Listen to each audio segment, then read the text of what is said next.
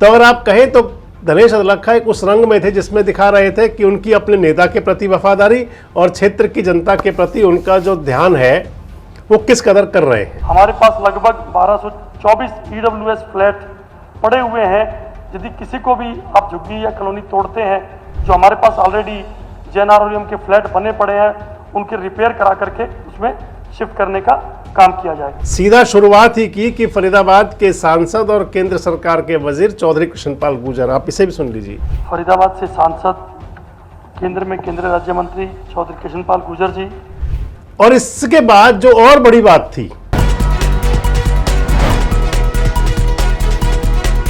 दोस्तों नमस्कार, मैं संजय मग्गू और मौजूद हैं देश रोजाना के डिजिटल मीडिया मंच पर।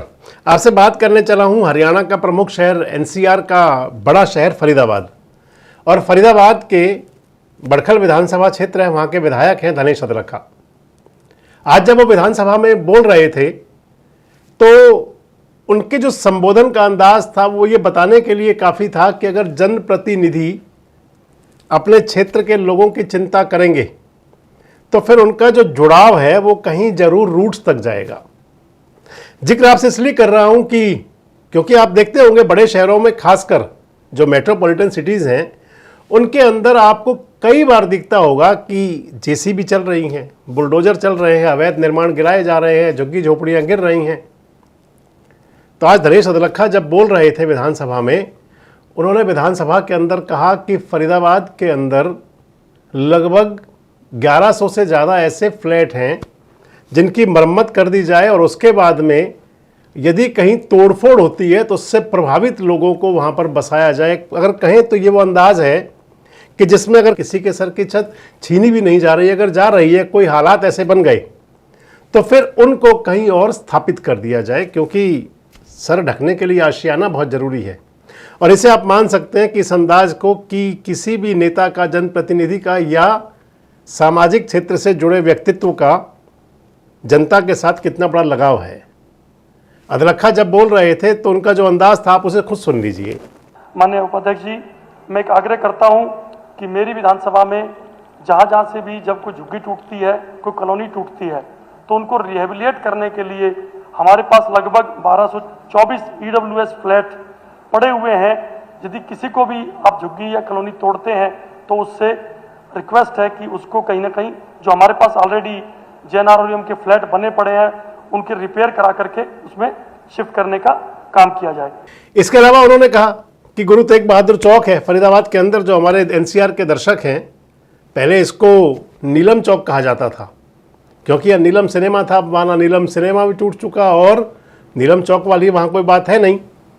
उस चौक का नाम गुरु तेग बहादुर चौक हो चुका है और वहाँ पर जो दुकानें हैं, यानी कि लोगों के रोजी रोटी का जो जरिया जिसे कह सकते हैं, कुछ टेक्निकल बातें हैं, उसको लेकर के विधानसभा के अंदर कह रहे थे कि उन टेक्निकल बाधाओं को दूर किया जाए और इसके साथ ही अलॉटमेंट का या रिलीज का रास्ता साफ हो सके।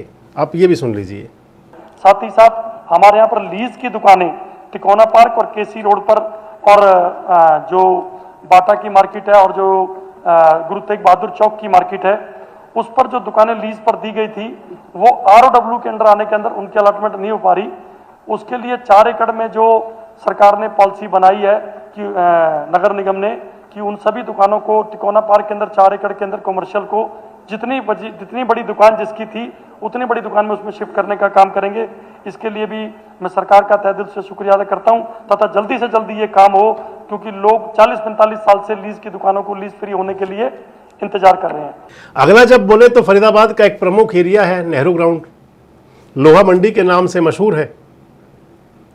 इस समय नेहरू ग्राउंड के अंदर कहें तो लोहा मंडी वहां से हटाई जा चुकी है, सरकार बना चुकी है सेक्टर 59 के अंदर 59 में, लेकिन इसके बावजूद भी वहां पर अवैध रूप से कह लें और या फिर किसी तरीके से कह लें, किसी शायद छत्र छाया में चलती हो, लोहा मंडी चलती है। और वहां सबसे बड़ा जो होता है, वहां बेतरतीब खड़े होने वाले वाहन और उसके ऊपर से अवैध रूप से चलने वाले ट्रैक्टर, जो बड़े बड़े शीट्स और चादर और कटर लेकर के साथ चलते हैं। कभी भी कोई हादसा हो जाए और कभी हो क्या जाए, हादसे वहाँ निरंतर होते रहते हैं।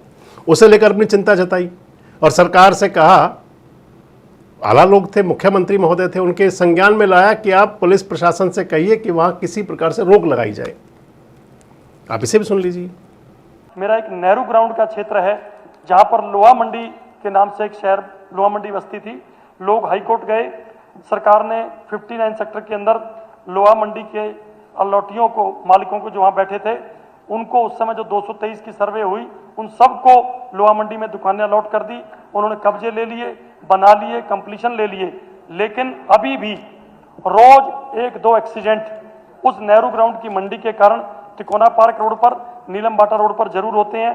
मेरे सरकार से आग्रह है कि इस लोहा मंडी पर किसी भी, क्योंकि रोज रात को पूरी रात कटर चलते हैं, पूरी रात ट्रैक्टर ट्रॉली चलती हैं, पुलिस को हिदायत दी जाए कि किसी भी कीमत पर वहां पर ट्रैक्टर ट्रॉलियों को शहरी रिहायशी क्षेत्र के अंदर एंट्री की परमिशन ना दी जाए, तथा कोई भी किसी प्रकार का कटर वहां पर न चलने दिया जाए। और इसके बाद था युवाओं के लिए, क्योंकि खेल स्टेडियम आज युवाओं की बहुत बड़ी जरूरत है।